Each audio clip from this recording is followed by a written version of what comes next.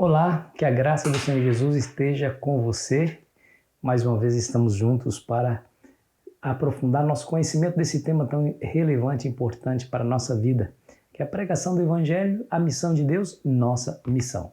Hoje, a crise final. Jesus disse para a sua recém-fundada igreja: eu quero dizer para você que as últimas palavras de homem são as suas mais importantes palavras, e antes de Jesus subir ao céu, essas foram as suas últimas palavras. Portanto, vão e façam discípulos de todas as nações, batizando-as em nome do Pai, do Filho e do Espírito Santo, ensinando-as a guardar todas as coisas que eu vos tenho ordenado, e eis que estou convosco todos os dias até a consumação dos séculos. Está lá em Mateus capítulo 28, a partir do versículo 19.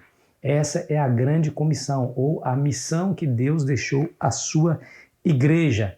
Lá no Apocalipse capítulo 14, a partir do versículo 6, tem as 3 mensagens angélicas. A primeira fala que o Evangelho eterno deveria ser pregado a cada nação, tribo, língua e povo, trazendo aí a universalidade da pregação do Evangelho, para que as pessoas tenham a oportunidade de se salvarem por meio do sangue de Cristo. O Evangelho é as boas novas na salvação em Cristo Jesus. E por quê?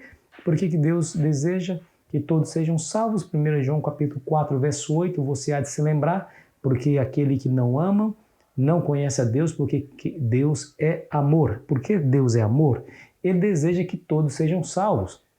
2 textos nos ajudam a entender essa grande realidade. Tem mais, mas eu gostaria de ler esses 2 textos. O primeiro texto se encontra em 1 Timóteo capítulo 2, versículo 4, que diz assim, o qual deseja que todos os homens sejam salvos e cheguem ao pleno conhecimento da verdade. O apóstolo Paulo é bem claro e incisivo em dizer que Deus deseja que todos sejam salvos, independentemente da língua, independentemente da nação, da cultura, enfim, todas as pessoas nesse vasto planeta. Aliás, ali, quando Mateus diz de fazer discípulos de todas as nações, a palavra nações ali, no seu original grego, significa grupos étnicos.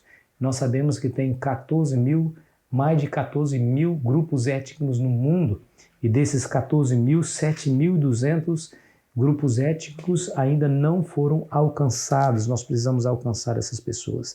2 Pedro capítulo 3, versículo 9, nos diz assim, não retarda o Senhor a sua promessa, como alguns a julgam demorada, pelo contrário, ele é longânimo para convosco, não querendo que nenhum pereça, senão que todos cheguem ao arrependimento. Percebeu aí?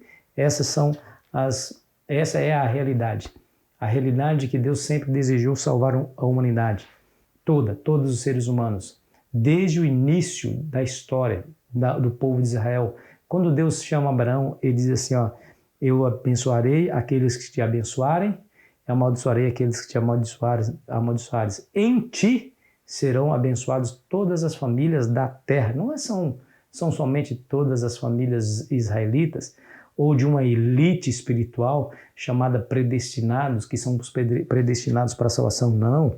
Jesus morreu por toda a humanidade e nós vemos exatamente isso no decurso do estudo da palavra de Deus. De Gênesis a Apocalipse nós percebemos que o desejo de Cristo é salvar a todas as pessoas. Nós não acreditamos que haja uma elite espiritual predestinada para a salvação e que outros... Não, Deus morreu por todos para que todos tivessem a mesma oportunidade de salvação.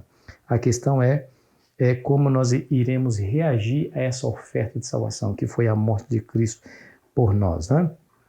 Quando Jesus voltar, haverá somente 2 grupos, aqueles que submeteram-se à autoridade de Satanás através da instituição religiosa e política que ele cria nesse planeta, ou aqueles que se submeteram plenamente a Cristo, lhe obedecendo e manifestando a sua obediência por guardarem os seus mandamentos. Capítulo 14, versículo 12, aqui está a paciência dos santos, os que guardam os mandamentos de Deus, e a fé em Jesus. Nós vimos isso claramente. Então, todas as pessoas serão julgadas pelo conhecimento que a eles chegaram, ou chegou, o conhecimento que a eles chegou através da pregação do Evangelho. Por isso, no fim haverá aí a necessidade de nós pregarmos com toda a força o Evangelho, porque no fim a liberdade de consciência será anulada e as pessoas serão forçadas a tomar uma decisão contra ou a favor do Evangelho. E essas pessoas precisam ter condições de fazer uma boa escolha. Por isso, eu e você somos convocados a pregar o Evangelho. Ide e façam discípulos de todas as nações. Pregue o Evangelho a toda criatura. Insta a tempo e fora de tempo. O apóstolo Paulo nos conclama. Pense nisso. Cristo morreu por você.